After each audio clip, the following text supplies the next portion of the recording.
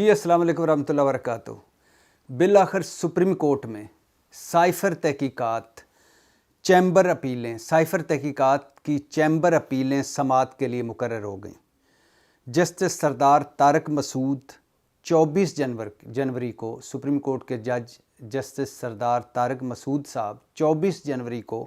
Cipher اپیلوں کی chamber سماعت کریں گے۔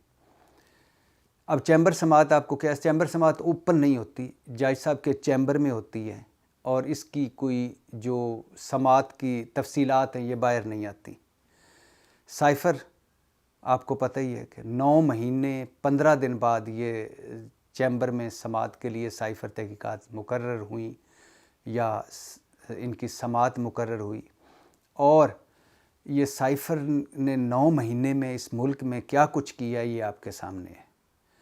یعنی عمران خان صاحب کے خلاف جب تحریک عدم اعتماد آئی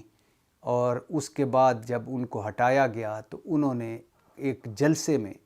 یہ خط لہرایا اور کہا کہ یہ امریکہ جو ہے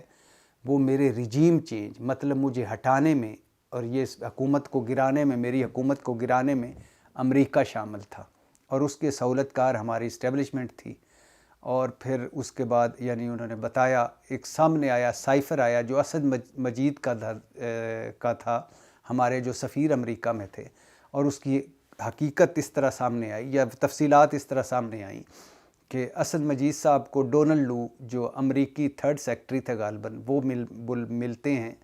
اور ان کو کہتے ہیں، یہ تحریک عدم اعتماد سے پہلے کی بات ہے، اسد مجید اور ڈونلڈ لو کی ملاقات، اور وہ اس میں یعنی اس ملاقات میں 9 دفعہ عمران خان کے خلاف تحریک عدم اعتماد کا ذکر آیا۔ ابھی تحریک عدم اعتماد پیش نہیں ہوئی، تحریک عدم اعتماد کی باتیں ہو رہی تھیں، لیکن ڈونلڈ لو اسد مجید کی میٹنگ ڈونلڈ لو اور اسد مجید کی میٹنگ میں 9 دفعہ تحریک عدم اعتماد کا ذکر ہوا، اور یہاں تک ذکر ہوا کہ ڈونلڈ لو صاحب نے فرمایا کہ اگر تحریک عدم اعتماد کامیاب ہو گئی عمران خان کے خلاف تو ہم پاکستان کو معاف کر دیں گے، اگر نہ ہوئی تو اس کے سنگین نتائج ہوں گے، اور جو کچھ بھی ہوگا اب ہماری بات چیت وہ تحریک عدم اعتماد کے بعد ہوگی۔ اور یہ بھی ایک حقیقت ہے کہ جب سے جو بائیڈن پریزیڈنٹ بنے انہوں نے باقی تمام ملکوں کے سربراہوں کو فون کیا، وزیر اعظم عمران خان کو انہوں نے فون نہیں کیا، اور اس کی کئی وجوہات ہیں، جن میں سے ایک وجہ یہ بھی ہو سکتی ہے کہ ڈونلڈ ٹرمپ اور عمران خان کے اچھے تعلقات تھے۔ ظاہر ہے جو بائیڈن اگینسٹ تھے ڈونلڈ ٹرمپ کے، لیکن بہرحال انہوں نے نہیں کیا، اور امریکہ کے ہمارے ساتھ تعلقات بھی ٹھیک نہیں تھے، اور عمران خان صاحب کے حوالے سے امریکہ کے کوئی اچھے تعلقات نہیں تھے جب سے جو بائیڈن آئے۔ تو اب وہ اس کے بعد پھر عمران خان صاحب نے اس خط کو لہرایا اور کہا کہ میرے حکومت گرانے کے لیے سازش کی گئی، اور اس سازش کے مرکزی کردار ہیں امریکہ اور ہماری اسٹیبلشمنٹ۔ اور پھر اس کے بعد آپ کو پتہ ہے کہ وہ میر جعفر، میر صادق، نیوٹرلز اور ہلاکو خان اور ہینڈلر، سہولت کار، اور پھر یہ بیانیہ ایک چلا۔ مگر جو دکھ کی بات ہے اور جو حیرانگی کی بات ہے کہ جو آج چیمبر کی سماعت سائفر پر چیمبر سماعت کے لیے یہ مقرر ہوا ہے، یہ سائفر یہ پہلے کیوں نہیں ہوا؟ سوال یہ ہے کہ یہ ڈپٹی اسپیکر قاسم سوری نے جب رولنگ دی اور اس پہ تو انہوں نے اسد قیصر صاحب اور انہوں نے یہ جو سائفر ہے یہ بھجوایا چیف جسٹس صاحب کو۔ پھر صدر مملکت نے عارف علوی صاحب نے بھی سائفر بھجوایا اور خط بھی لکھا چیف جسٹس سپریم کورٹ کو۔ پھر عمران خان نے کوئی 100 سے زیادہ مرتبہ مطالبہ کیا کہ اس سائفر پر تحقیقات کی جائیں۔ اس سائفر پر 2 قومی سلامتی کے اجلاس بھی ہو چکے ہیں جس میں یہ کہا گیا کہ یہ سازش نہیں ہے، مداخلت ہے اور ان ڈپلومیٹک لینگویج ہے، یعنی یہ مداخلت تھی ہمارے ملک میں اور ہماری حکومت کے خلاف ایک، اور ان ڈپلومیٹک لینگویج ہے اور سخت لینگویج تھی، تو اس پر امریکی سفیر کو بلا کر احتجاج بھی کیا گیا۔ یعنی صدر بھی کہہ رہے تھے سپریم کورٹ کے چیف جسٹس صاحب کو، اسپیکر قومی اسمبلی اس وقت کے انہوں نے بھی درخواست کی چیف جسٹس سپریم کورٹ کو، اور اس کے علاوہ عمران خان صاحب نے کئی مرتبہ کہا کہ میں اس پہ ایک چیف جسٹس سپریم کورٹ کو کہ اس سائفر پر ایک جوڈیشل کمیشن بنایا جائے اور انکوائری کی جائے کہ یہ حقیقت ہے یا فسانہ ہے، کیونکہ ایک طرف پی ڈی ایم کہہ رہی تھی کہ جھوٹ ہے یعنی مداخلت ہے، عمران خان کہہ رہے تھے سازش ہے اور سچ ہے، اور یہ بھی پھر ساتھ ساتھ اطلاعات آئیں کہ 11 اپریل کو جب ابھی عمران خان صاحب وزیر اعظم تھے، کامرا ایئر بیس پر اس وقت کے army chief general Qamar Javed Bajwa نے یہ سائفر دکھایا تھا عمران خان صاحب کو اور کہا تھا کہ امریکہ ہم سے ناراض ہے، ذرا آپ زبان بہتر استعمال کریں، امریکہ کے خلاف زیادہ نہ بولیں۔ تو عمران خان صاحب نے کہا اس طرح کے آتے جاتے رہتے ہیں۔ پھر یہ بھی ایک سامنے آیا کہ عمران خان صاحب نے ایک طرف امریکہ مخالف انہوں نے ایک پوری کمپین چلائی ہوئی تھی،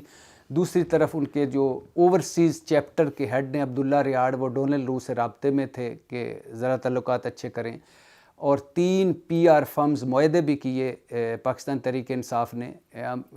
امریکہ میں لابنگ والوں سے کہ ہمارے عمران خان اور تحریک انصاف کا امیج بلڈنگ اچھی ہو، اور دوسری طرف جو نیوٹرلز نیوٹرل کو گالی بنا رہے تھے عمران خان صاحب، اور میر جعفر میر صادق کہہ رہے تھے اس وقت، اور جن قمر جاوید باجوہ کو اس سازش کا مین کردار کہہ رہے تھے، تو دوسری طرف عمران خان صاحب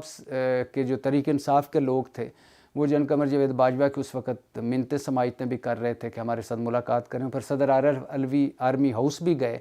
اور پھر قمر جاوید باجوہ اور عمران خان کی 2 ملاقاتیں بھی ہوئیں، اور پھر D G I S I کی وہ پریس کانفرنس بھی سامنے آئی D G I S P R کے ساتھ بیٹھ کر کہ اگر جس کو آپ غدار کہہ رہے ہیں اس کو تو آپ تاحیات توسیع دینے کی کوشش کر رہے تھے، اور ان کو تو تاحیات ایکسٹینشن کی بھی آپ نے بات کی تھی، تو اگر وہ غدار تھے تو ایکسٹینشن کیوں دے رہے تھے آپ؟ پھر عمران خان صاحب نے یہ بھی کہا، ان کا بیان موجود ہے کہ جن قمر جاوید باجوہ جب تک انتخابات نہیں ہوتے وہ آرمی چیف رہیں۔ خیر یہ تو ایک سائیڈ سٹوری ہے، لیکن ایکچول سٹوری کیا ہے؟ ایکچول کا جو میری آج کے میں کہ وہ یہ ہے کہ اب اس کا اتنا کچھ ہو جانے کے بعد، اتنی تقسیم اور نفرت اس سوسائٹی میں پھیلنے کے بعد، اتنا لمبا 9 مہینے 12 دن یا 9.5 مہینوں کے بعد اب یہ سائفر پر چیمبر سماعت کی سمجھ نہیں آئی کہ یہ تو اس وقت فوراً ہو جانا چاہیے تھا جب عمران خان بھی کہہ رہے ہیں، درخواست کر رہے ہیں، صدر مملکت بھی درخواست کر رہے ہیں، اسپیکر قومی اسمبلی بھی درخواست کر رہے ہیں، اور اس وقت ضرورت بھی تھی کہ یہ اس سائفر پر ایک ان کیمرے ہی ہو جاتی سماعت، اور پتہ چل ایک مرتبہ جب سارے گھر سپریم کورٹ پر اعتماد کا اظہار کر رہے تھے تو اس وقت کیوں نہیں یہ اس پر ہوا، سماعت کیوں نہیں ہوئی، جوڈیشل کمیشن کیوں نہیں بنا، انکوائری کیوں نہیں ہوئی، تحقیقات کیوں نہیں ہوئی، اب کیوں؟ اور اب اگر کر بھی لیا تو اس کو کون مانے گا؟ کتنا وقت گزر چکا ہے، پانی کے نیچے سے نہیں اوپر سے بھی، پلوں کے اوپر سے بھی پانی گزر گیا ہے، سر کے اوپر سے پانی گزر گیا ہے، جو کچھ ہونا تھا ہو گیا ہے۔ اب مجھے نہیں سمجھ آئی کہ اس چیمبر سماعت کی کیا تک ہے، کیا مطلب ہے۔ بس سپریم کورٹ قابل احترام ہے، جج صاحب قابل احترام ہے، ان سماعت